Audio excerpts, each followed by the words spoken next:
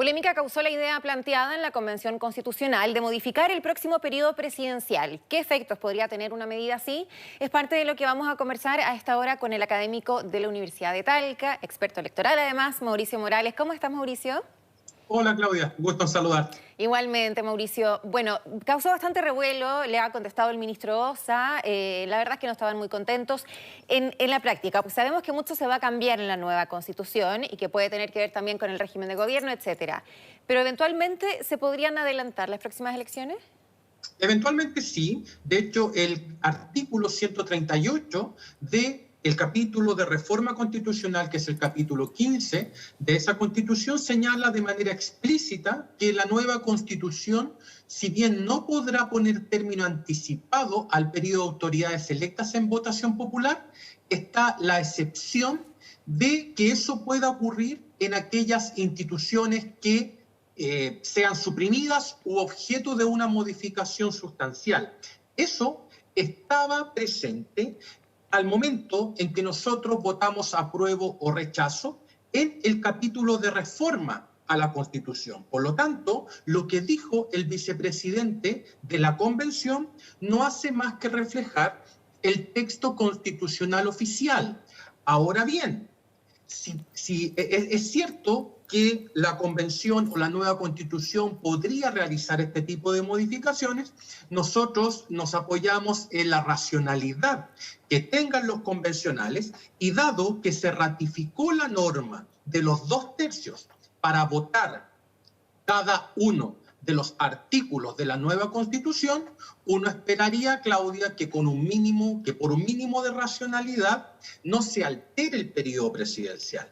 Además, que entraríamos en una suerte de contradicción, porque al momento de votar el próximo 21 de noviembre, vamos a votar por un presidente de la República y vamos a votar por un mandato presidencial de 4 años. Mal podría la nueva Constitución y la Convención cambiar eso y producir un periodo presidencial de menor envergadura respecto a lo que constitucionalmente está establecido y sin perjuicio que la nueva Constitución pueda modificarlo. Yo creo que esto está más pensado, y con esto termino, para una institución como el Senado, si es que la nueva Constitución establece un Congreso unicameral, más que para el presidente de la República. Ahora, ¿por qué Jaime Baza habrá dicho esto, no? Uno se pregunta además que por ahí, dependiendo de quién sea electo el próximo presidente o presidenta de nuestro país, si es que es de derecha, si es que es de la izquierda, eventualmente hay constituyentes que estarían por adelantar el término de ese mandato o convocar a nuevas elecciones. Claro que sí, y eso, Claudia, implicaría que la Convención no está cumpliendo su propósito de establecer o sentar las bases institucionales para el país en el largo plazo o en los próximos 40 años, sino que estaría pensando más en los próximos meses, una vez fallado el texto constitucional y habiendo conocido el resultado de la elección presidencial, para alterar los periodos de mandato en función del color político del candidato o candidata electa en esas elecciones. Si es que eso es así, entonces esto va a dar pie para que la Convención Constitucional siga retrocediendo en términos de confianza pública. Según algunas encuestas ya va en cerca del 24%, y si la ciudadanía comienza a percibir de que la Convención Constitucional está redactando el articulado en función de la política contingente, entonces no me cabe la menor duda que esos niveles de confianza van a seguir retrocediendo, y es probable y sería muy lamentable que la Convención Constitucional terminara con niveles de confianza similares a los que hoy día tiene el Congreso de la República o los partidos políticos. Estas declaraciones de Baza, si bien se atienen al artículo 138 del capítulo 15 de reforma constitucional, es cierto, está establecido así, me parece que insinuar el hecho de que el próximo periodo sufra posibles cambios es un poco imprudente, diría yo. Perfecto. Ahora, ¿va a ser complejo de todas maneras para quien sea electo presidente o presidenta empezar a gobernar con este cambio a la nueva Constitución, o sea, con las reglas del juego nuevas, digamos? Exacto. De partida, los programas políticos de los candidatos, la mayoría de ellos muy transformadores, podrían comenzar a sufrir ciertas modificaciones si es que se anticipa que el próximo periodo presidencial no va a ser de 4 años, sino que va a ser de 2 o de 3, o sencillamente de que una vez que se instale la nueva constitución para el país, ese gobierno deba llamar a nuevas elecciones. Los programas de los candidatos hoy día están diseñados para 4 años. La mayoría de ellos incluye reformas que no se pueden implementar en 1 o en 2 años, sino que están destinadas al mandato completo. En consecuencia, el hecho de que un candidato presidencial hoy día tenga un programa de aquí a los próximos 4 años, pero con la perspectiva de que ese mandato se pueda reducir, entonces inevitablemente eso podría llevar a que los candidatos comiencen a modificar sus programas. Eso por el lado de los candidatos. Lo más grave, a mi juicio, Claudia, es lo que sucede con los electores. Nosotros cuando vamos a votar lo hacemos por un presidente de la República y por un Congreso Nacional por los próximos 4 años en el caso del presidente y de los diputados y por 8 en el caso del Senado. Por lo tanto, esa voluntad popular debiese ser salvaguardada por esta nueva Constitución y no amenazar con que los plazos del nuevo gobierno van a disminuir. ¿Sabes por qué? Porque ahí se cruzan 2 incertidumbres. Primero, la incertidumbre de largo plazo, qué va a pasar con esta nueva Constitución, y luego una incertidumbre de corto plazo, que es qué va a pasar con el próximo gobierno. Y cuando estamos en un esquema de incertidumbre permanente, los mercados se inquietan y los ciudadanos desconfían de aquellas instituciones que se están generando. Exacto. Ahora, ¿cómo ves tú la carrera presidencial? Primero, basémonos en lo que ha pasado ayer y que, bueno, se va a seguir discutiendo, y que es el cuarto retiro de los fondos previsionales. Además que ha habido una serie de declaraciones, ¿no?, de personas asumiendo que hicieron los retiros, lo cual no le está jugando muy bien, ¿cierto?, a la derecha o centro derecha, muy a su favor, digamos. Está Sebastián Sichel, que no quiere decir nada, pero a veces uno dice, bueno, otorga finalmente, ¿no?, este silencio. Uno podría pensar, está el rol que va a tener Yasna Proboste, y ya la están emplazando. Ayer la emplazó claramente Pamela Giles en su rol en el Senado para ver cómo va a abordar el tema y cómo va a tratar de unificar también a los parlamentarios para que se apruebe este cuarto retiro. O sea, ¿quién podría salir más perjudicado? ¿Quién tiene más que ganar en toda esta discusión? Bueno, Yasna Proboste se está jugando la vida con este cuarto retiro, y se está jugando la vida por lo siguiente. Hay 3 resultados posibles. El primero es que ella logre disciplinar a los senadores de su coalición y que adicionalmente consiga los votos de Bianchi, que es un senador independiente, más 2 senadores de centro derecha. Ese sería un triunfo inexcusable para la candidata presidencial de Nuevo Pacto Social y la impulsaría indudablemente como una carta casi segura para avanzar a la segunda vuelta y para ser la próxima presidenta de Chile. Así de simple, porque estaría disciplinando a su coalición y además seduciendo a senadores de gobierno para votar en favor del cuarto retiro. Ese es el primer escenario, el escenario ideal para ella. El segundo escenario es que el cuarto retiro sea rechazado por los senadores de gobierno, pero que de todas maneras ella sea capaz de cuadrar a los senadores de su sector. Eso sería leído como una señal de autoridad por parte de la ciudadanía y cargaría todas las fichas contra los senadores de gobierno y, de paso, al presidente Piñera, por cierto. Segundo escenario. Y el tercer escenario, que es el peor, es que el cuarto retiro no solo sea rechazado, sino que también reciba la oposición de los senadores de su propio sector. Ahí quedaría en desmedro su autoridad y también quedaría en desmedro su capacidad para disciplinar a los senadores de su sector. Esos son los 3 escenarios del mejor al peor.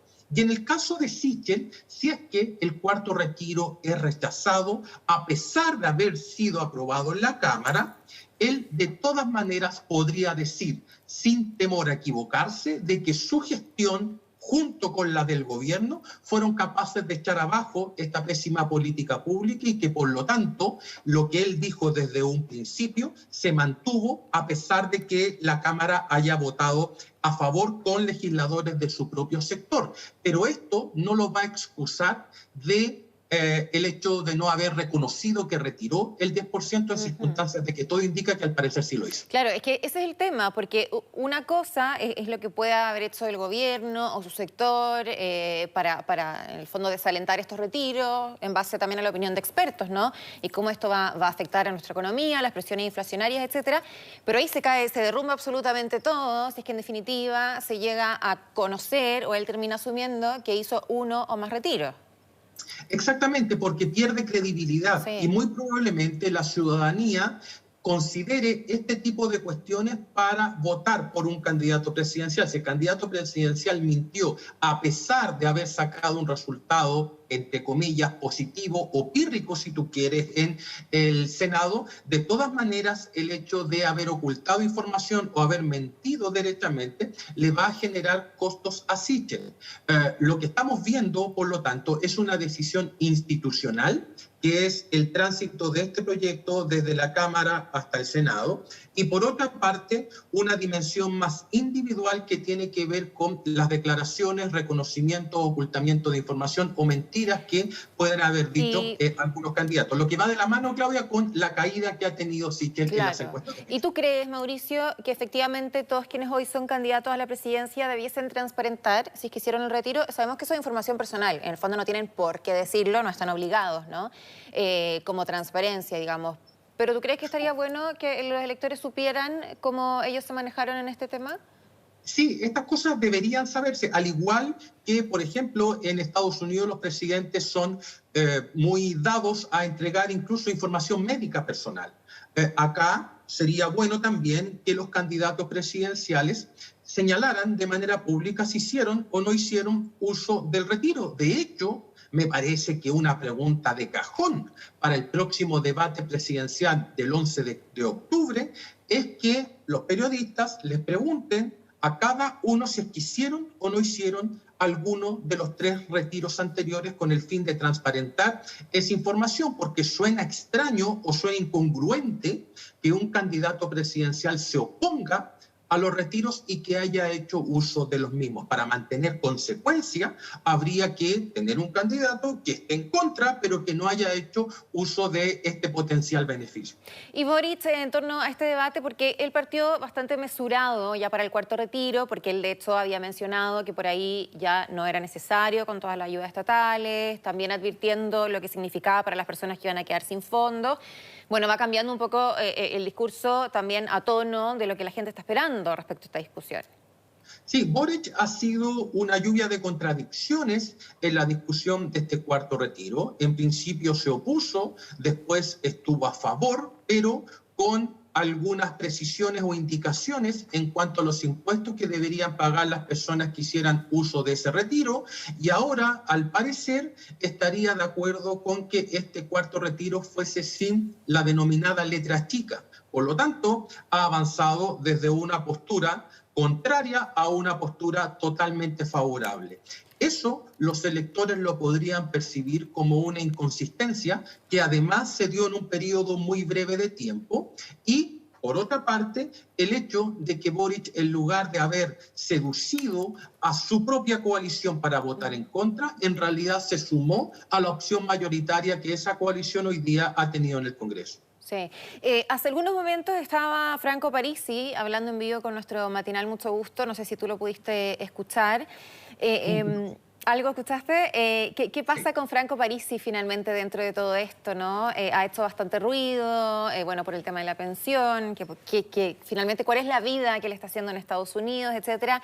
Este afán, ¿no? Que uno dice, ¿pero por qué, digamos, gastar toda esta energía, esta exposición en una carrera donde él, al parecer, no estaría, ¿no? Ahí en la delantera? Bueno, él dice que va a volver, lo que alcancé a escuchar, que iba a volver en la quincena de octubre.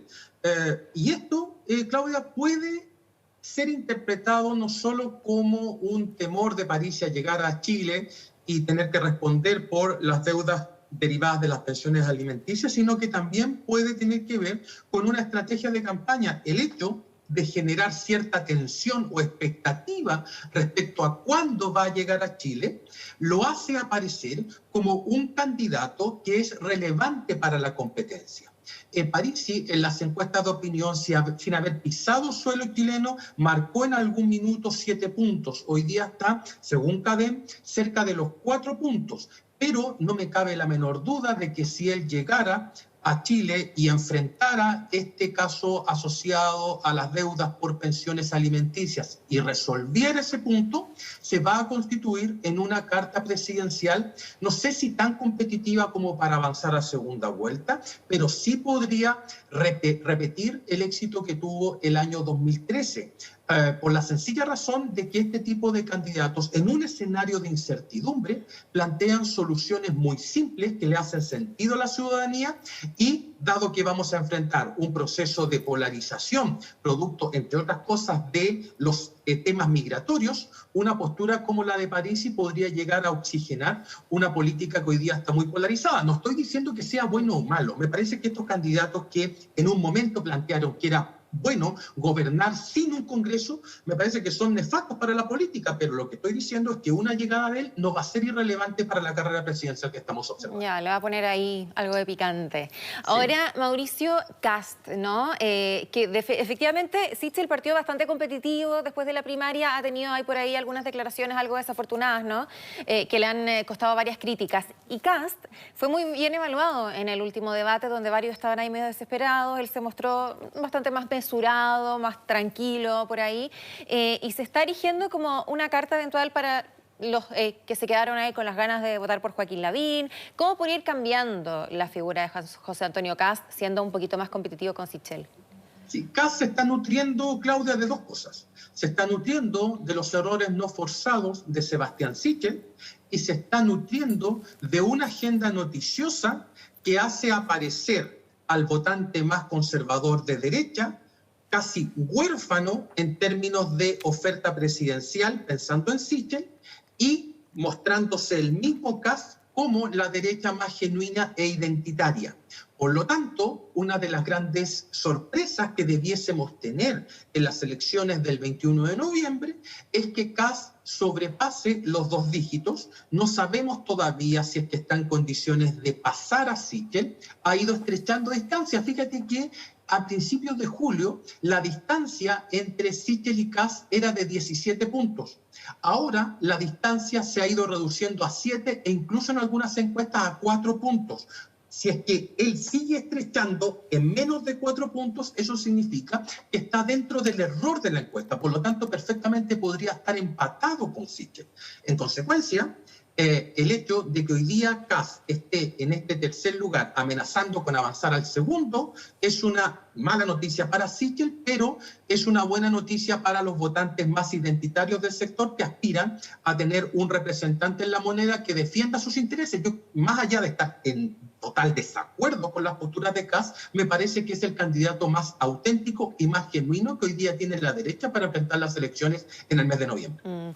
Muy bien, interesante análisis, como siempre. Mauricio Morales, doctor en Ciencia Política, quiero decir, académico de la Universidad de Talca. Muchísimas gracias por este contacto. Muchas gracias a ti, Claudia. Un abrazo. Igual, chao.